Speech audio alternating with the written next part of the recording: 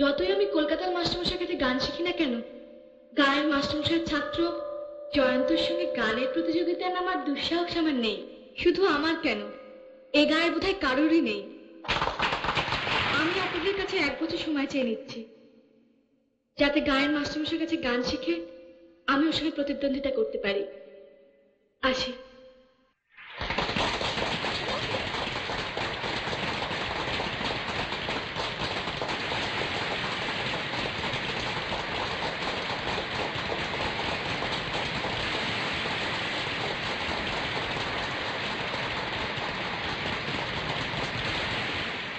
এটা কি শুরু করেছে বলতো?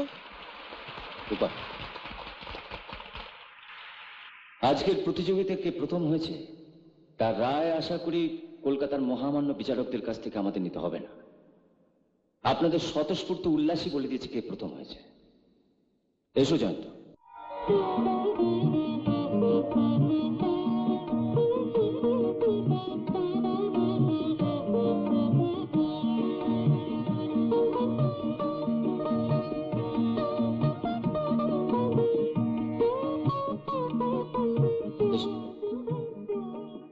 আজকে জয়ন্তর হাতে আমার মায়ের নামাঙ্কিত পুরস্কারটি তুলে দেবে আমার মায়েরই মেয়ে রূপা, আজকে শ্রেষ্ঠ বিচারক।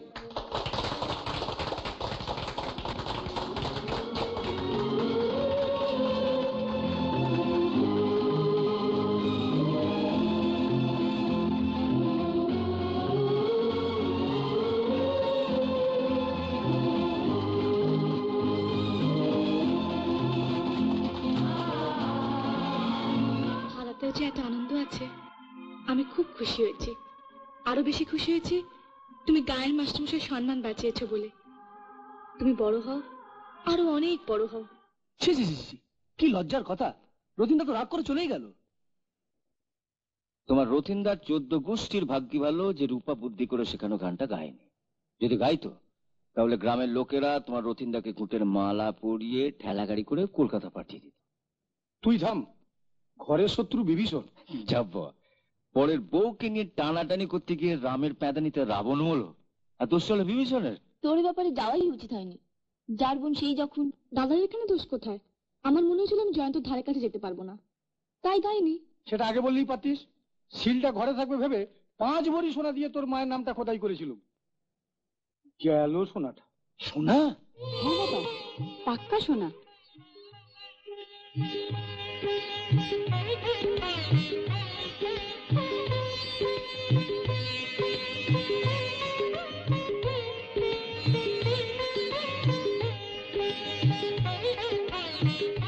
এটা খুব যত্ন করে সাবধানে রেখো জয়ন্ত। এটা আপনার কাছে থাক না বৌদি, আপনার জন্যই তো। পাগল নাকি? তোমার উপহার তোমার মায়ের হাতে তুলে দাও গিয়ে। তুমি খুশি হয়েছো তো মা? ছেলের জয়ে কোন মানা খুশি হয় বলতো? তবে আরো বেশি খুশি হতাম ওরা যদি তোকে একটা চাকরি দিত, যে কোনো চাকরি। মাস্টারমশাই বলেছেন চাকরির জন্য আমাকে ওদের বাড়িতে নিয়ে যাবেন। খুব ভালো কথা। সত্যি মালতী, আমি অবাক হয়ে যাচ্ছি। জয়ন্ত এমন গান গাইলো কি করে? হারমোনিয়াম নিয়ে বসে গান না গিয়ে সেই থেকে জয়ন্ত জয়ন্ত করে যাচ্ছিস। ভুল করে একবার দাদার নাম তো মুখে আনতে পারিস। তোর দাদার নাম মুখে আনা যায়, কিন্তু হৃদয়ে যে নাম একবার লেখা হয়ে গেছে সে নাম ভুলবো কি করে বল? ওরে বাবা, এত দূর? দাদাকে তাহলে বলতে হয়। ইয়ার্কি করছি না, সত্যি বলছি। ইচ্ছে হচ্ছে জয়ন্তর পাশে বসে সারা দিন গান শুনি। ওকে নিয়ে আজ রূপার বাবার কাছে যান না? চলো জয়ন্ত, আজকে রুদ্রকান্ত বাবুর কাছে তোমার চাকরি কথা বলেই ফেলি। চলো। চাকরি? একগা লোকের মধ্যে ওই ছেলেটা আমার মাথা নিচু করে দিয়েছে, ওকে দেবো আমি চাকরি? দেখুন, আমি ওদের দুজনেরই গুরুদেব। আমি বলছি সেদিনকার জয় কিন্তু জয়ন্তর হয়নি, সত্যিকারের জয় হয়েছে রূপা। কারণ একজন শিল্পী হিসেবে আরেকজন শিল্পীর প্রতি যে ব্যবহার ও করেছে। থাক, জুতো মেরে গরুদান না করলেও চলবে। আমি ওকে চাকরি দিতে পারবো না, আপনি যান।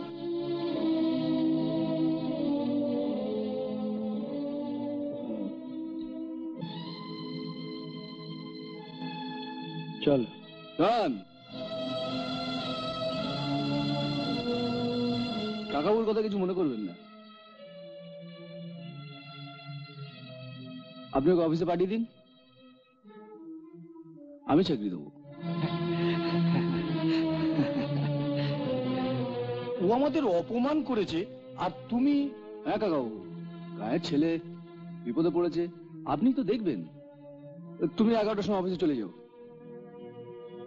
আচ্ছা চলে চলে।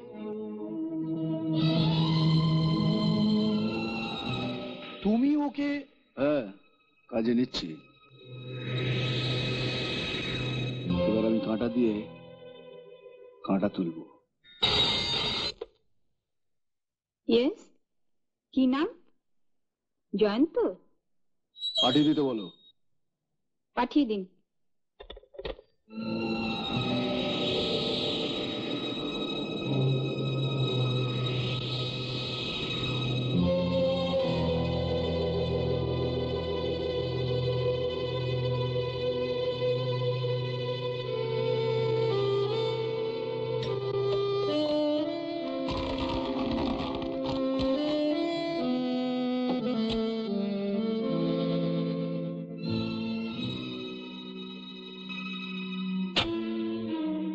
এসো।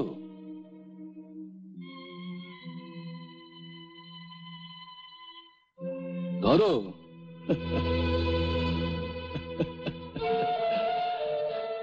ইয়েস, এটাই তোমার কাজ।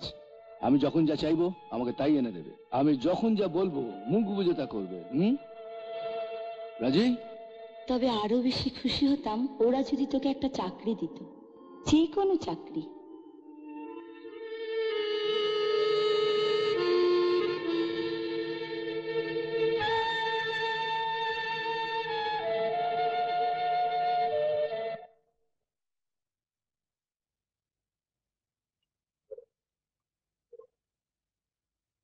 এতদিন তোকে বলিনি, চাকরি পেয়েছিস তাই বলছি।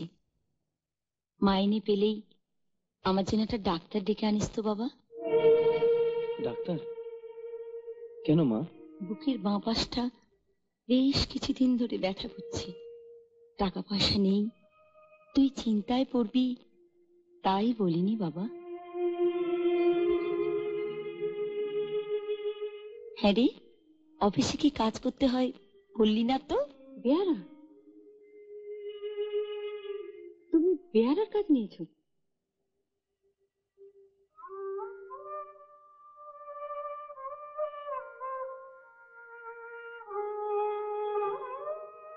না না জয়ন্ত, এই চাকরি তুমি ছেড়ে দাও। মার ভীষণ শরীর খারাপ, ডাক্তার দেখাতে হবে। এই চাকরি ছাড়ার কোনো উপায় নেই মাস্টারমশাই। তোমার মা জানে যে তুমি? মা জানলে খুব দুঃখ পাবেন, তাই মাকে আমি কিছু বলিনি। ঠিক আছে, চাকরি ছাড়ো বা না ছাড়ো, গান কিন্তু ছেড়ো না। জয়ন্ত গান ছেড়ে দিয়েছে? দেয়নি, তবে দেবে। চাকরি করে গান গাইবার সময় কোথায় পাবে? কি এমন কাজ করে জয়ন্ত যে গান গাইবার সময় পাবে না? ও কি কাজ করে জানতে চাও? আমি বলবো না, কাল ওর মুখ থেকে শুনে নিও ও আমার ওখানে কি কাজ করে।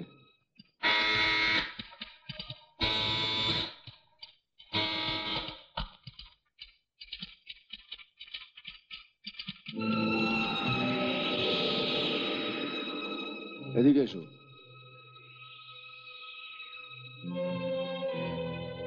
শোনো, আমার একটা ভুল হয়ে গেছে। বাড়ি থেকে তাড়াহুড়ো করে আসার সময় জুতোটা পরিনি।